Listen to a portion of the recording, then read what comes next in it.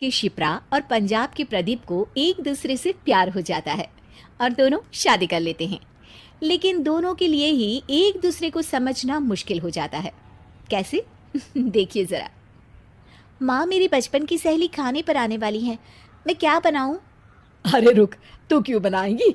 तू बैठकर बातें कर, मैं बनाती हूँ खाना। शिप्रा सहेली के साथ बात करने लगती है।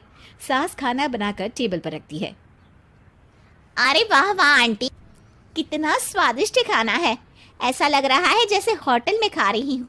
वाह शिप्रा, तू तो बड़ी किस्मत वाली है जो ऐसा खाना बनाने वाली सास मिली। हाँ, वो तो है। अगले दिन शिप्रा साड़ी पहनकर पल्ला लेकर खड़ी हो जाती है। शिप्रा सास के पैर छूती है। उसने लंबा सा सिंदूर लगाया होता है, बिल्कुल यूपी स्टाइल में। अरे ये क्या बेटा, साड़ी तो तेरी सास ने भी नहीं पहनी। ऐसा ना हो कि तू इसमें फंसकर गिर जाए। सूट पहना कर बेटा, सूट। अरे बेटा शिप्रा, इतना लंबा घूंघट किस लिए? तू तो बेटी है मेरी, और अब तो बच्चे ये तेरा घर है।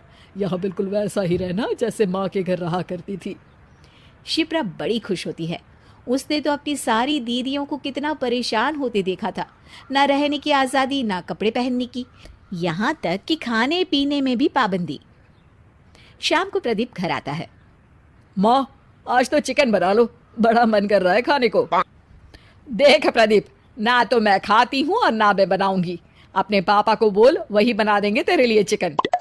माँ, क्या मैं बना दूँ? हाँ हाँ, क्यों नहीं, तूने बनाया है पहले। क्या बेटा, तू नॉनवेज भी खाती है? मैं तो खाती नहीं हूँ। घर में सिर्फ प्रदीप और उसके पापा ही खाते हैं। शिप्रा कुछ कहती उससे पहले ही प्रदीप बोल पड़ता है। हाँ माँ, शिप्रा नॉनवेज खाती है, उसे नॉनवेज बहुत ही पसंद है। लेकिन कोई बात नहीं माँ, अगर आप नहीं खाती तो मैं भी नहीं खाऊंगी। अरे नहीं नहीं, ये सब तो दिल से उतर जाए तो आदमी खुद ही छोड़ देता है। तुझे भी जब मन करे ना, तब छोड़ना। शिप्रा को बहुत अच्छा लगता है कि उसे तो ससुराल में किसी बात की कमी नहीं है, ना कोई रोक टोक और ना ही कोई दखलंदाजी। लेकिन एक दिन ऑफिस में शिप्रा की सहेली शिवानी उससे कहती है, अरे शिप्रा, कल चली क्या शॉपिंग पे? ग्रेट मॉल में काफी अच्छी सेल लगी है। अरे कहाँ, तू तो जानती है शादी के बाद ससुराल से मेरा ऑफिस अब काफ़ी दूर हो गया है। कैसे चलूँ?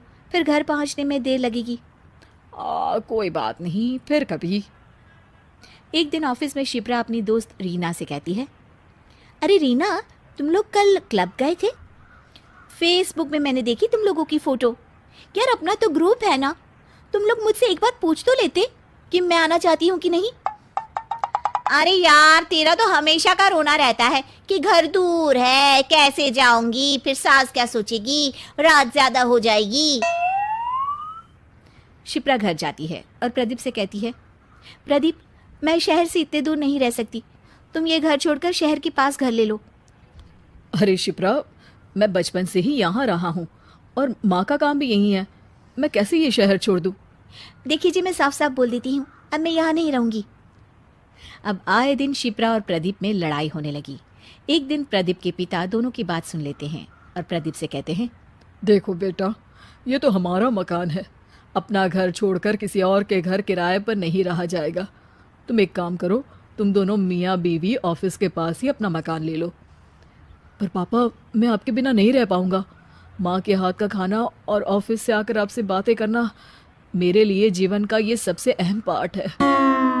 पिता की आंख में आंसू आ जाते हैं। वो उसे गले लगा लेते हैं।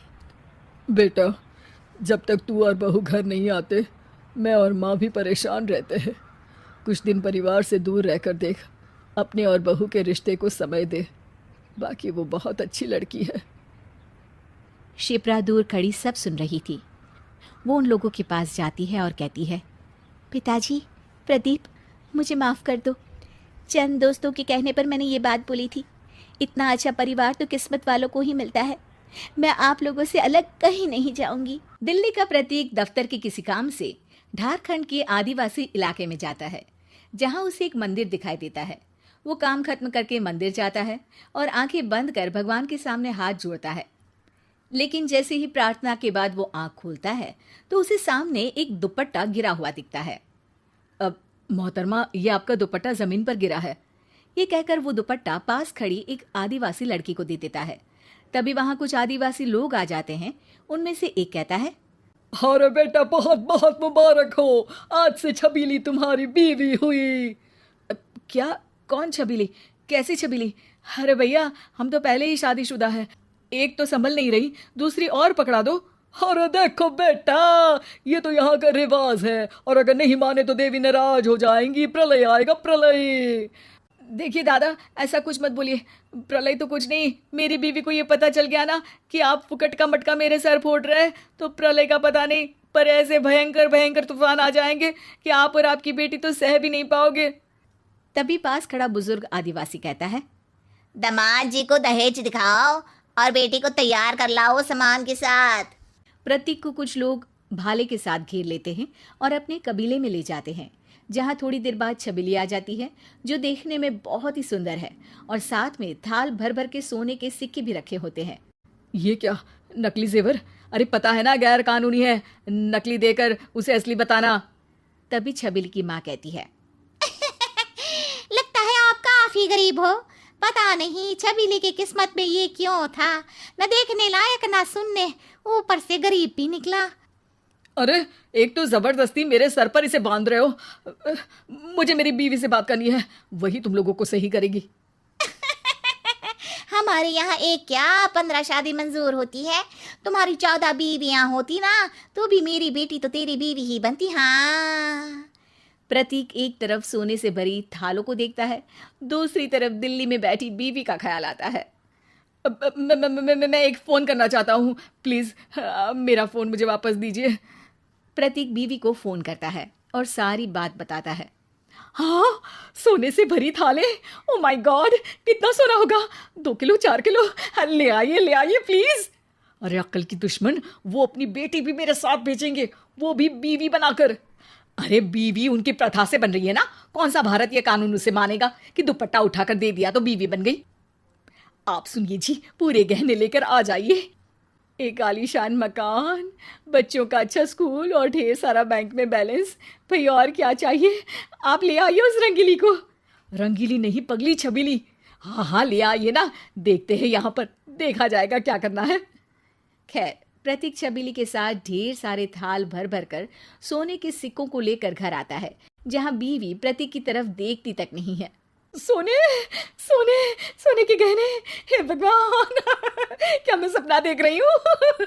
मेरा खोटा सिक्का चले गया, और वो भी ऐसी जगह जहां से तो बस रोज सोना ही सोना, सोना ही सोना बरसना है। प्रतीक छबीली की पहचान अपनी बीवी से कराता है।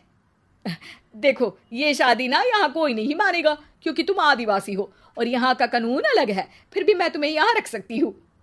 हाँ जी, मुझे इन्होंने बताया था आपके बारे में, लेकिन मुझे भी कोई परेशानी नहीं है, क्योंकि मेरी शादी खुद गुल्लू महाराज ने कराई है।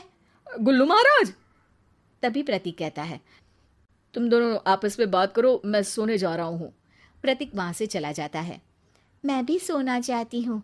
अरे रुको तो, पहले ये जो गहने पहने हो ना, वो सारे, और ये थाल में सोने के सिक्के हैं, ये सब मुझे दे दो, फिर जहाँ मर्जी जाओ। हाँ, ले लीजिए ना, इनका मुझे क्या करना है। अब बीवी का पहनावा ओढ़ावा बिल्कुल बदल जाता है। साड़ी से वो जीन्स और फिर वन पीस पहनने लगती है। और छबीली, प्रतीक जी, आपको खाने में जो पसंद है मैंने वो टिफिन में रखा है, ज़रूर से खा लीजिएगा। देखो, ये सब करने की कोई ज़रूरत नहीं है। आ गई मेरी। वो बीवी को ढूंढता है, लेकिन वो दिखाई नहीं देती। फिर प्रतीक ऑफिस चला जाता है शाम को। अरे छबीली, छबीली कहाँ हो? तभी प्रतीक की बीवी सामने आ जाती है। क्या बात है प्रतीक, तुम छबीली को क्यों बुला रहे हो? अरे सुधा, छबीली ने आज जो खाना बनाया था, तुम सोच भी नहीं सकती। मेरे साथ जो लोग खाना खा रहे थे वो सारे पागल से हो गए, वो सब खाने पर आना चाहते हैं। कल बुला लूं क्या? अब हाँ बुला लो, छबीली और बना देगी, मैं भी तो देखूं ऐसा क्या बना दिया उसने। अगले दिन प्रतीक के ऑफिस से लोग खाना खाने आते हैं। छबीली को देखकर पूछते हैं, अरे ये कौन है?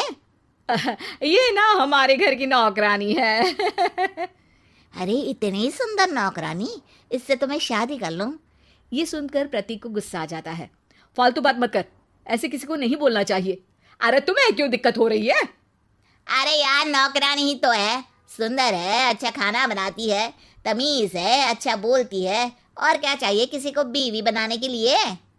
प्रतीक उन लोगों को किसी तरह विदा करता है, लेकिन दोस्तों की बात उसके जहन में रह जाती है। अगले दिन छबिली कहती है, मैंने आपके सारे कपड़े धोकर सेट बना दिए हैं, अब आपको कपड़ों को लेकर परेशानी नहीं होगी।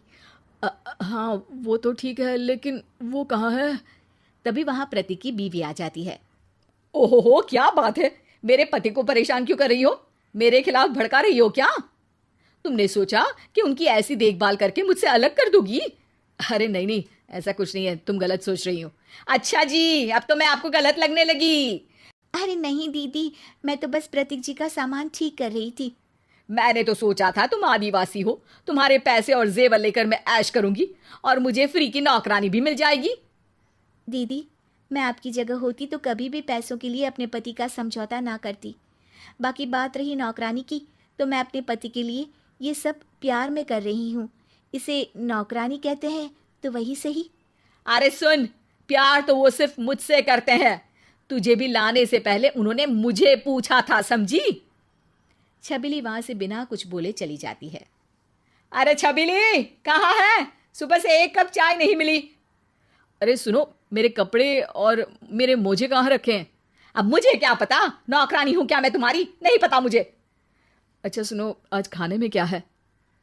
कुछ नहीं, अभी जुम्बा क्लास के बाद मुझे वॉक पर भी जाना है। खैर, जिंदगी वैसी ही हो जाती है, लेकिन प्रतीक को एहसास होता है कि असली बीवी का फर्ज एक नकली बीवी अदा कर गई। रामपुर नाम के शहर में नीलिमा अपने परिवार के साथ रहती थी। नीलिमा के बेटे की शादी की उम्र हो चुकी थी और वो अपने बेटे के लिए रिश्ते की तलाश में थी, पर कोई संजोग बैठ ही नहीं रहा था जिससे सौरव की शादी हो। ऐसे ही रोज की तरह नीलिमा पूजा करने मंदिर जाने निकलती है। मंदिर पहुंचकर नीलिमा भगवान के सामने हाथ जोड़कर खड़ी ही होती है कि तभी वहां एक औरत आकर कहती है, आज तो बड़ा शुभ दिन है। कहते हैं आज किसी भी मंदिर में आपकी मांगी हुई कोई भी पहली मन्नत पूरी हो जाती है। क्या सही में? हाँ भगवान, लगता है मेरे दिन बदलने का समय आ ही गया है। हे भगवान, तूने हमें सब कुछ दिया है। अब रही एक मन्नत की बात, तो बस एक बहू आ जाए, चार चक्की में बैठकर, अच्छे संस्कारों वाली, सुंदर, सुशील, जिसके आने से हमारे घर की तरक्की दिन दुगनी रात चौगुनी बढ़ती जाए। लड़की घर में अच्छा स्वास्थ्य और समृद्धि लेकर आए। बस भगवान इतना कर देना। वैसे तो मैं ज़्यादा नहीं मांगती हूँ, मांगने को तो मैं 2-4 मन्नतें भी मांग सकती थी, पर क्या है ना भगवान, मेरे मन में अलग ही शांति रहती है। पर आज मन्नत पूरी होती है ऐसा सुना तो एक मन्नत मांग ली है, वरना तो सब कुछ है ही मेरे पास। नीलिमा ये सब कह रही होती है कि तभी वहाँ पर एक औरत आती है और पंडित जी के पास जाकर कहती है, ये लीजिए भगवान जी, भगवान के आगे दिया जलाने के लिए घी, और भगवान से विनती कीजिए पंडित जी कि मेरी बेटी को एक अच्छा घर मिल जाए। परेशान हो गई हूँ, न जाने ये सबका रखवाला मेरी कब सुनेगा। आपकी ही सुन ली प्रभु ने ममता जी। अरे नीलिमा जी, यहाँ आइए, देखिए मंदिर में ही प्रभु ने आपकी समस्या का समाधान कर दिया। इनसे मिलिए, ये है ममता जी, अपनी बेटी के लिए अच्छा घर ढूंढ रही है और आपको सौरव के लिए अच्छी लड़की की तलाश है। अब प्यासा और कुआं मिल ही गए हैं तो आप लोग आपस में बात कर लीजिए। वैसे भी कल से अच्छे दिन शुरू हो गए हैं, मैं तो कहता हूँ एक अच्छी तारीख देखकर शादी का मुहूर्त ही निकाल दीजिए। और हाँ, पंडित जी के कपड़े और दक्षिणा देना मत भूलिएगा। आपने तो हमारा बहुत बड़ा काम कर दिया पंडित जी, और अभी तो आपको ही शादी के मंत्र भी पढ़ने हैं। दोनों बच्चों को आपका आशीर्वाद मिलना बड़ा ज़रूरी है। दोनों परिवार में आपस में बात हो जाती है और सौरव से शादी करके स्नेहा अपने ससुराल आ जाती है, इस बात से बेखबर कि उसके ससुराल वाले कितने आलसी हैं। अच्छी बहू की तरह स्नेहा सभी के लिए खाना बनाने रसोई में जा ही रही होती है, तभी उसकी सास के साथ बैठी उसकी पड़ोसन सुषमा कहती है, तेरी भी बहू घर आ गई, तब तो मानना पड़ेगा, रिश्ते ढूंढना इतना भी मुश्किल नहीं है। क्यों आंटी जी, आप ऐसा क्यों कह रही हैं? पूरे मोहल्ले को पता है नीलिमा के घर के बारे में। अरे क्या पता है पूरे मोहल्ले को कि मैंने कितनी शानदार शादी की है अपने बेटे की। चल अब तू जा, हाँ तेरी बहू तेरा इंतजार कर रही होगी, चल चल चल चल। हाँ नीलिमा सुषमा को उसकी बात पूरी करने ही नहीं देती और बीच में ही कहती है, अच्छा बहू जा जा, तू खाना लगा। हाँ, स्नेहा पूरे मन से सभी के लिए खाना बनाती है और सभी को परोसती है। प्रिया दीदी नहीं दिख रही मम्मी जी। बहू से खाना ना उसके कमरे में ही दिया, वो वहीं खाती है। स्नेहा वैसा ही करती है और बाकी सभी का खाना डाइनिंग टेबल पर लगा देती है। सभी खाना खाकर अपने अपने कमरे में चले जाते हैं। पूरे परिवार का कोई एक सदस्य भी अपनी प्लेट धोने में नहीं रखता। सब सीधे कमरे में चले गए। ऐसा कौन करता है? कम से कम अपने झूठे बर्तन तो धोने में रखने ही चाहिए। प्रिया दीदी तो कमरे से बाहर ही नहीं आई। अजीब ही है। स्नेहा सारे बर्तनों को इकट्ठा कर रसोई में धोने के लिए ले जाती है। प्रिया दीदी ने तो अपनी प्लेट धोने डाली ही नहीं। जाकर ले आती हूँ। स्नेहा प्रिया के कमरे में जाती है जहाँ वो अपना फ़ोन चला रही थी। स्नेहा इधर उधर प्लेट दिखती है लेकिन उसे खाने की प्लेट कहीं नहीं दिखती। दीदी, आपकी खाने की प्लेट कहाँ गई? यहाँ तो नहीं दिख रही। बेड के नीचे भाभी, देख लीजिए। अपनी झूठी प्लेट को बेड के नीचे रख दिया। अच्छा कोई बात नहीं, मैं निकाल लेती हूँ। स्नेहा जैसे ही नीचे झुकती है वो देखती है कि प्रिया के बेड के नीचे एक नहीं बल्कि 5-5 खाने की झूठी प्लेट्स हैं। दीदी, यहाँ इतनी सारी प्लेट्स कैसे हैं? तब उठकर प्लेट धोने में कौन डाले भाभी? ये सब आदतें ना हमारी नहीं है। फिर बर्तन धुलते कैसे? रसोई के सारे बर्तन तो बाहर ही रह जाते होंगे। हाँ, इसीलिए तो हम 5-5 सेट बर्तन के रखते हैं। एक ख़त्म एक निकाल लो। क्या है ना भाभी, मेड भी नहीं मिलती। एक हफ्ते में कोई एक हाथ में आती है और अगले दिन गायब हो जाती है। वैसे शाम की चाय के वक्त हम बहुत बार ना छत पर भी कप छोड़ आते हैं। अगर आप बर्तन धो ही रही हैं तो एक बार छत पर भी जाकर देख लीजिएगा। हाँ, ये सुनकर स्नेहा के तो होश ही उड़ जाते हैं। स्नेहा पूरे घर के कोने कोने से बर्तन निकाल कर रसोई में जमा करती है। लगता है पूरे मोहल्ले के बर्तन जमा हो गए। इन लोगों को घिन भी नहीं आती। पता नहीं कैसे कितने दिनों से बर्तन इधर उधर पड़े होंगे। इनमें मक्खियाँ भी भिन भिना रही हैं। उसी वक्त इत्तेफाक से सुषमा अपनी रसोई में पानी पीने आती है और अपनी खिड़की से स्नेहा को इतनी रात को काम करता देख लेती है। ये लोग कभी नहीं सुधरेंगे, कभी नहीं। किसी तरह रो धोकर स्नेहा बर्तन साफ करने के लिए बैठती है। बर्तन धोते धोते सुबह के 4 बज जाते हैं। हाय रे, मेरी कमर। थकी हारी स्नेहा सुबह के 4 बजे सोने जाती है और 6 बजे अलार्म के साथ उसे उठना पड़ता है। स्नेहा, चाय दो ना। स्नेहा फौरन रसोई में जाकर अपने पति के साथ साथ सभी के लिए चाय बनाती है और सभी को चाय देते हुए अपने पति को भी बेड पर पीने के लिए चाय का कप देती है। सौरव चाय पीकर बेड के बगल के ड्रॉअर के ऊपर ही कप रख देता है और बाथरूम में चला जाता है।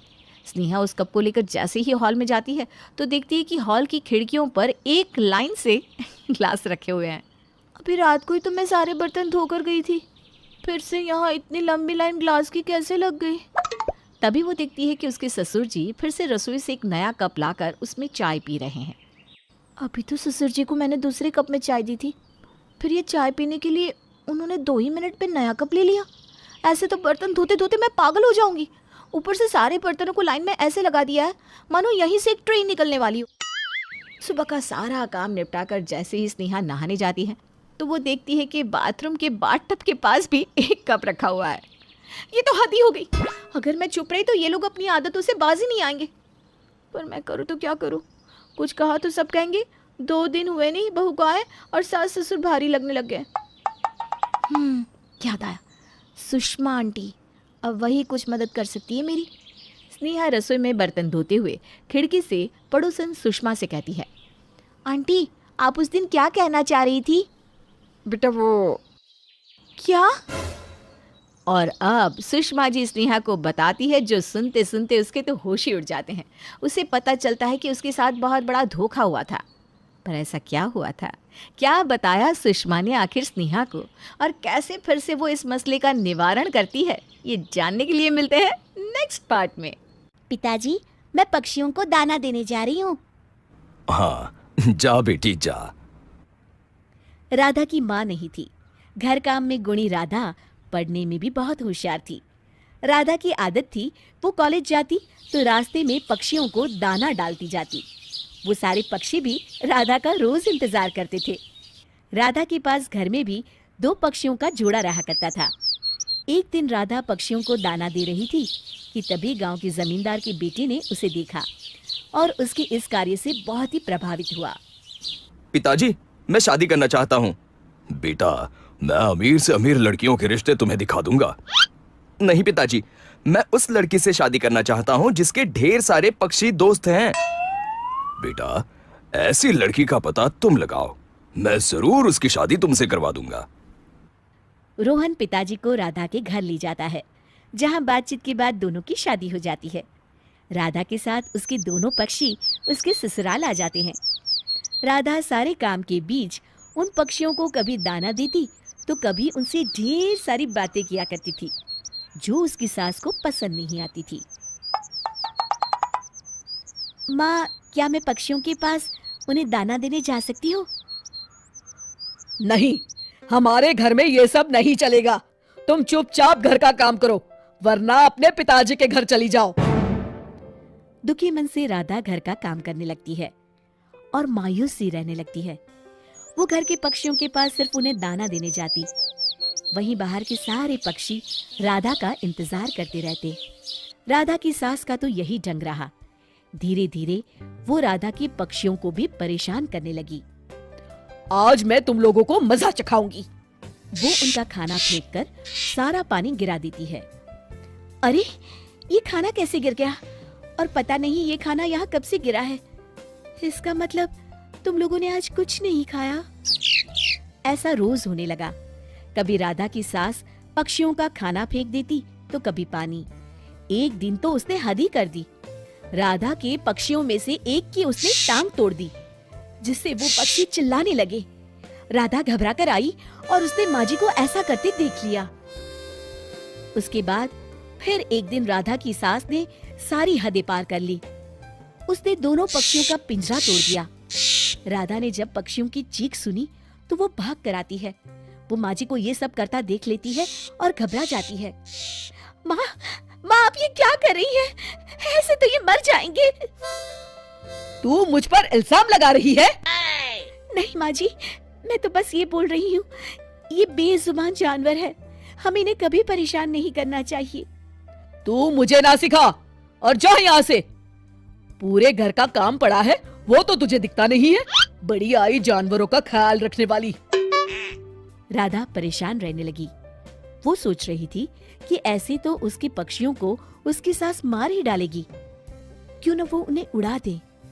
इसे उधेड़बुन में राधा परेशान सी रहने लगी। उसका किसी काम में मन नहीं लगता था। अब क्या हुआ राधा? तुम पहले बहुत खुश रहती थी, हंसती थी, लेकिन अब तुम मायूस सी रहती हो। क्या मेरा घर तुम्हें अच्छा नहीं लगा? नहीं नहीं, ऐसा नहीं है। क्या माँ ने तुम्हें कुछ कहा? नहीं नहीं, माँ जी तो बहुत अच्छी है। फिर क्या बात है? राधा रोहन को सारी बात बता देती है कि उसे पक्षियों की याद आ रही है और घर के पक्षियों की हालत देखकर उनकी चिंता हो रही है। बस इतनी सी बात। मैं तुम्हें कभी कभी उनसे मिलवाने ले चलूंगा और इन पक्षियों को कुछ दिनों के लिए तुम उन पक्षियों के पास छोड़ दो। राधा खुश हो जाती है। वो पक्षियों से मिलती है। पक्षी भी राधा से मिलकर खुश हो जाते हैं। साथ ही दुखी मन के साथ पक्षियों के जोड़े को वहां छोड़कर राधा वापस आ जाती है। कभी कभी वो राधा से मिलने उसके ससुराल तक भी आ जाते थे। राधा वहीं उन्हें दाना देकर खुश हो जाती थी। एक दिन ये बात राधा की सास को पता चल गई। राधा, बहुत हुआ। अब तुमने पक्षियों को यहाँ बुलाना शुरू कर दिया। मैंने तुम्हें पहले ही कहा था, ये सब यहाँ नहीं चलेगा। तुम्हें अपने पिताजी के घर जाना होगा। माँ, मुझे माफ कर दो। नहीं, तू अभी इसी वक्त अपना सामान बांध। मैं तुझे तेरे पिताजी के घर छोड़ आती हूँ। राधा की सास राधा को लेकर उसके पिताजी के घर के लिए निकलती है। तभी राधा की सास पर कुछ गुंडे हमला कर देते हैं। वो उसके गहने छीनने की कोशिश करते हैं, लेकिन तभी एक पक्षी गुंडे की आंख पर हमला कर देता है। मौका देखकर राधा और उसकी सास घर की तरफ भाग जाते हैं। घर पहुंचकर राधा कहती है, माँ, आप ठीक तो है ना? आपको कोई चोट तो नहीं आई? बेटा, मुझे माफ कर दे। अरे माँ, आप ऐसा क्यों कह रही हैं? क्या हुआ? राधा, आज तुम्हारे किसी पक्षी ने ना सिर्फ गुंडों से मुझे बचाया, लेकिन मेरे गहने भी लूटने से बचा लिए। तो क्या माँ, अब आप मुझे अपने पक्षियों के पास जाकर उनसे मिलने देंगी? नहीं, बिल्कुल नहीं। राधा उदास होकर किचन की तरफ जाने लगती है। राधा, जी माँ जी। मैं ये कहना चाहती थी कि अब हम दोनों साथ चलकर पक्षियों को दाना देंगे और उनके साथ समय बिताएंगे और अपने प्यारे पक्षियों के जोड़े को घर लेकर आएंगे। ये सुनकर राधा बहुत खुश हो जाती है। शिक्षा, बेजुबान जानवर भी बहुत अच्छे मित्र साबित हो सकते हैं।